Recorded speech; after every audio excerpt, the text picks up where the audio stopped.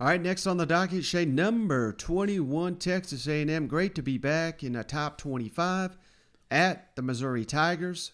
The Aggies favored by 9 points. The over-unders 59.5.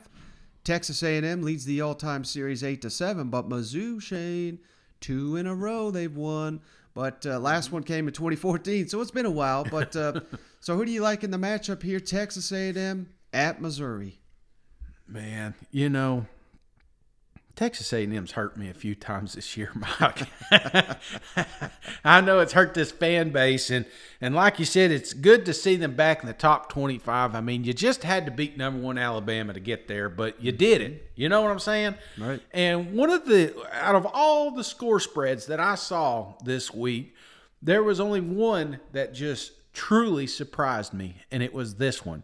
How can you come off a victory with Alabama Crimson Tide and go against a team with Mizzou, which we know has been struggling, and the spread only be, I think it was like 8 at first, right? 7.5, something crazy like that, like a touchdown. Now it's what, 8? Now I got it at 9. 9? Well, still, I still don't think that's enough, man. I tried to wrap my head. It almost feels like they're baiting me. You know what I'm saying? I'm usually uber confident when it comes to making my locks of the week. But this one, it just baffles me that we're still sitting there at a 2-possession game as far as Vegas is concerned. Because here's what I saw last week, Mike. I saw a Texas A&M that found themselves. I saw a quarterback that found some weapons with Weidemeyer. I'm telling you, this offense got to moving last week. It felt like there was a little bit of confidence with my man back there. The running game. One thing that Mizzou has shown you that they have struggled at is stopping running backs. Well, you got 2 or 3 of them coming to town, and they could all easily have 100 yards. So I did not see Missouri last week make a super improvement. And I didn't see it. I didn't watch it and say, you know what? Hey, they finally figured out defense. No. They went against a team that, if you look, the scoreboard was close. Yes, they were able to move the ball, but when it came down to it, they still weren't able to stop North Texas. So what makes you think they're going to be able to stop Texas A&M? I'm not. In fact, Mike, I'm stopped beating around the bush here. This is my lock of the week. Texas A&M, don't let me down. 35, Mizzou, 21. Ooh. Well, I'll tell you else who locked that up is your brother, Jonathan. He's got this on a parlay right now. He's got it on about 3 parlays right there with you. I told him he sent me this. When he saw the spread before I did, he couldn't believe it, and I couldn't get on the internet fast enough to get my money. I was like, take all my money. That's how confident I am in this game, and it's nothing against Missouri, Mike. I don't want the Mizzou fans to get upset and say, "Oh, Shane's bashing us." No, you've got a good offense. My concern is your defense still. You're still not able to stop or slow down any team, and you're going against a Texas A&M team that found themselves last week, and that scares me. Yeah, could there be a little bit of a hangover, a little bit of a trap game? Of course, anybody can say that, but I don't think so. I think Texas A&M, they realize that they can beat – hell, they beat Alabama. They can beat everybody. And how do you do that? You go out and you destroy teams like Missouri. So, I'm sorry. I'm getting carried away. I still – it feels like a trap. I don't understand it.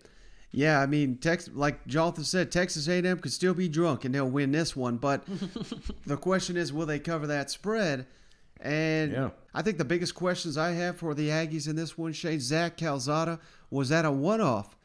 Or did he put everything together last week against Alabama? Because obviously he rose to the occasion. How about that offensive line? They've been an issue all season, yet they prevented Alabama from getting a single sack on Calzada. So have they got those 2 pieces figured out? Because, hell, it's kind of like you said, man. If A&M's got the quarterback and the offensive line put together, they could beat literally anybody in the country. They just proved that to us. The defense is playing red hot. You've got weapons all around Calzada. He was finally able to get them the ball. Weidemeyer got him going. Anaya Smith had a big game against Alabama. They do that again, they're going to just stomp Missouri. And for some reason, this spread doesn't reflect it. What it says to me, Shane, is kind of what you were hitting at. It's almost like the gambling gods know A&M's going to be stumbling and overlooking Missouri in this matchup. But, I can't go off that. I can only go off what we've seen, and what we've seen, just like you said, Missouri's defense has not shown up all season. So if Texas A&M's scoring 38 points on Alabama, I certainly believe they can do something similar to the Missouri Tigers, even if it is on the road. I'm just still not buying it. I think Missouri will make this thing competitive, but I'm right there with you, Shane. I'm going Texas A&M 35, Mizzou 16.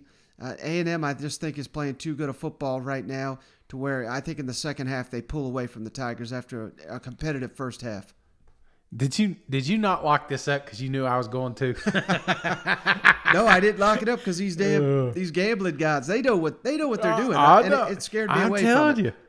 It does. It makes me Texas A&M should be on upset alert. I'm just letting you know, Mizzou fans, this is a good thing. If Vegas coming out thinking it's going to be a one possession score, then I'm telling you, you couldn't ask her. I had to look. I looked up the weather, Mike. I was like, "Is there 3 feet of snow up there? No, what's going on?" Everything's going right for Texas A&M, So I'm baffled.